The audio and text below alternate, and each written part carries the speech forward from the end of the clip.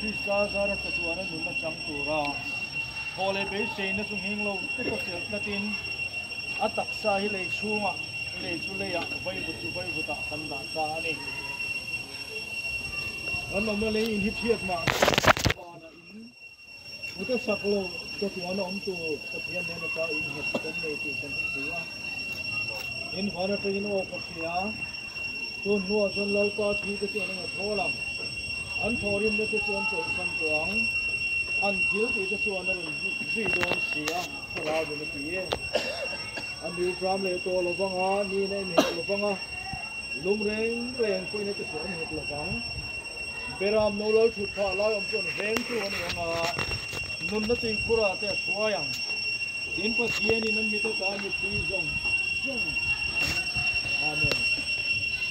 na kan sai na mal som na Songa tu chu tu zona niam tu chong kai no lalpa an pathian min hoi tu vainia yen kan u nau kan dong bol tu tang wal siam le na chu kan lo tha liang le ka kon huna yen hun nu kan mang nge ani lalpa pathian he kan dong bol pu chang hian pasha riang vai te pa ini sia in tar langa he khovela chuan a thenong khoveng ten tunge nu le pa tunge u le nau in kan zot te amara tula pa dam hun chunga kan bula chen hun chunga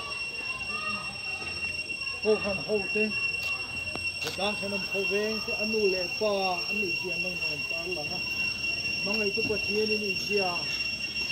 cái ông ta là nó vào lòng cái kia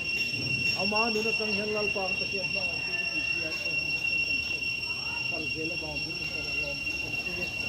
lalu kau ini mang ayah ini dom tu nak irong bon hal khop del thei tu ini tang wal sia ma khatu zong yang tu tu ham hau te nang ni ko se khalam tu na hian kan lal pai su khat na patien kan pau ba ni tang ai na tharau thiang nim pol na kai khoi na thamwa na duam tak su in zan he na tu na tang ta tuang thangin lo ba se amen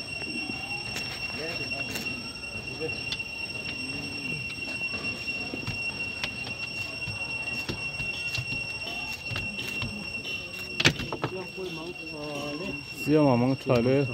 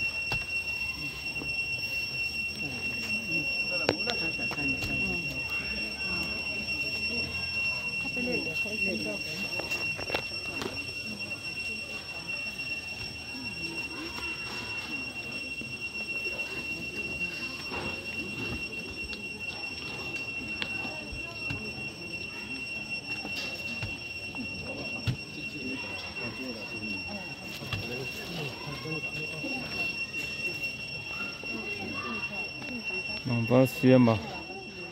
lấy taksa chu lại mình là hiền giật ở lâu nít ta à khẩn ngay đón thế mấy hôm hôm đờ đầu tiên ta nè